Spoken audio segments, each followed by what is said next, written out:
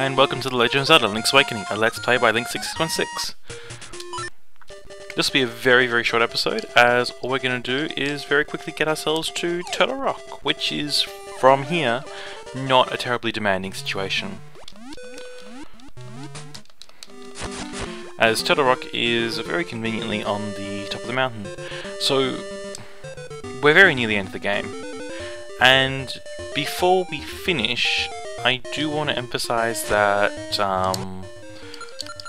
after I finish this, I'm going to be away for just a little while, and then I'm going to do a little bit of retrospective. In that retrospective, though, for the actual content that I'm doing, if there's anything that you guys want to see that I haven't already covered, I'm perfectly happy to try doing that, or doing something like that for the last episode.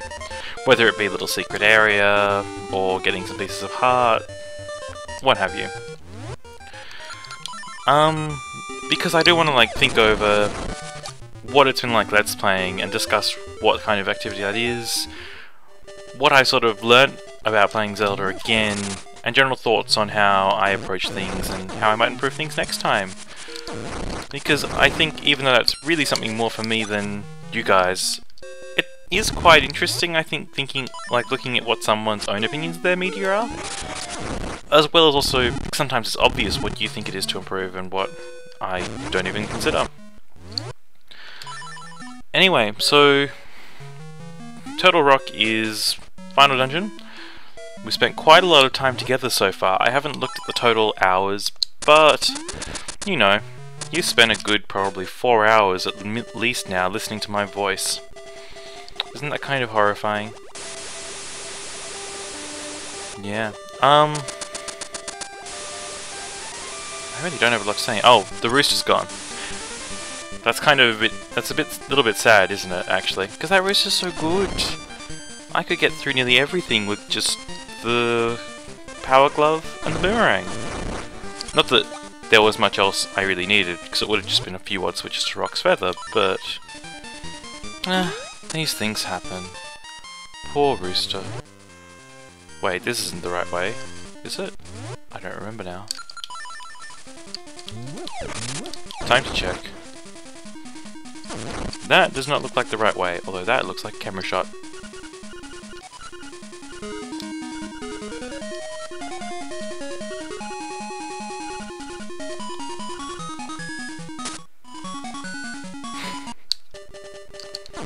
And he respawns. Now those little creatures with the bushes and rocks on them are not... I obviously should pay more attention.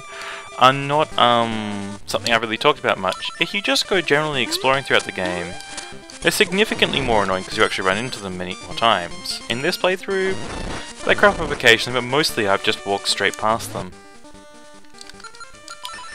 And we cross.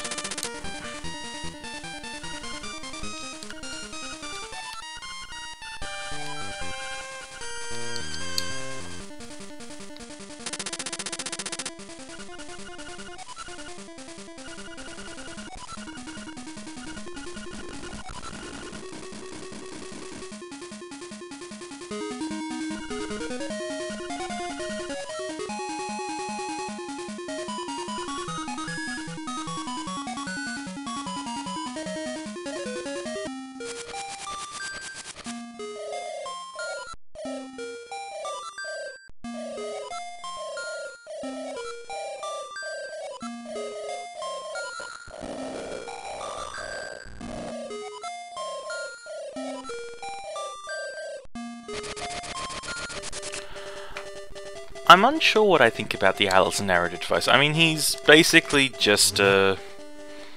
you know...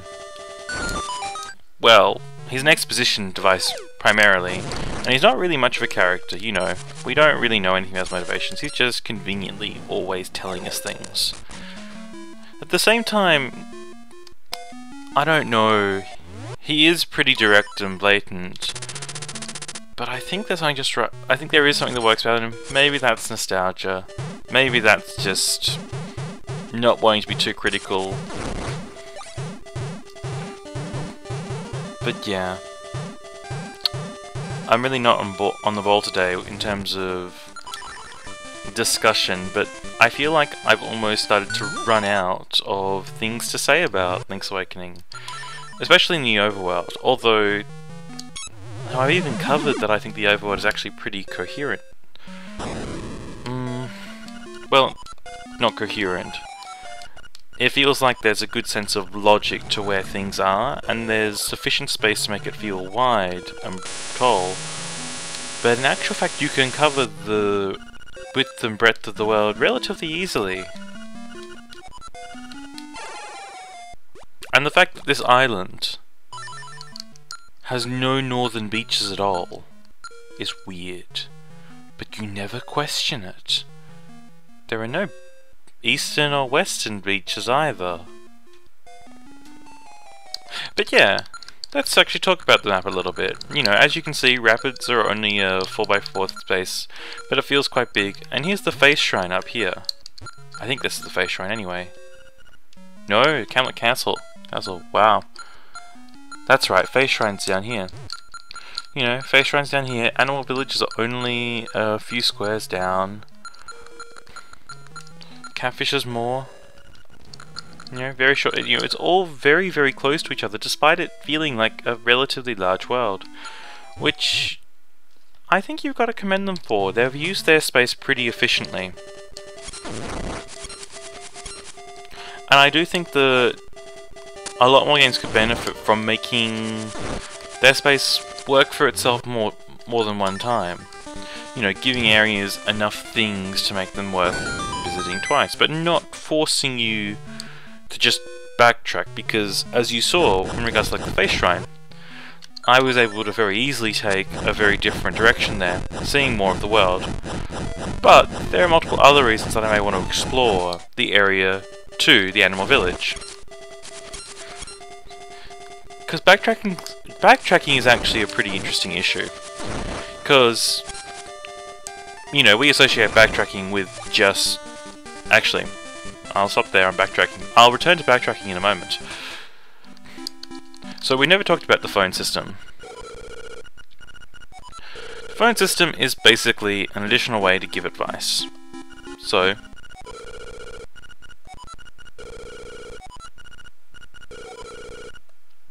you know, very simple sort of riddle style bits of advice to help you get on your way.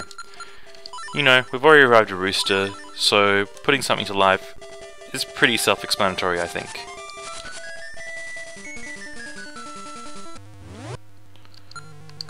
I think I need a sword for this one, actually.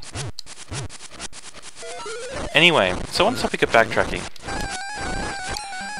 I think there are a lot of issues when it comes to the idea of backtracking, because of course, conceptually backtracking is always bad.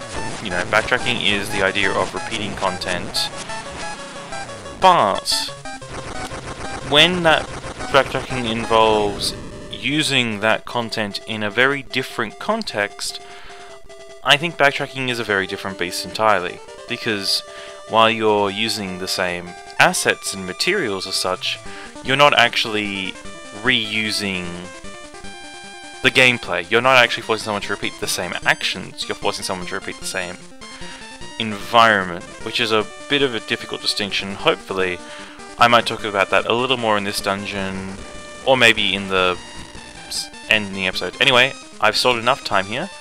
Turtle Rock. And that's Turtle Rock, so I hope you enjoy me blitzing through that. Goodbye.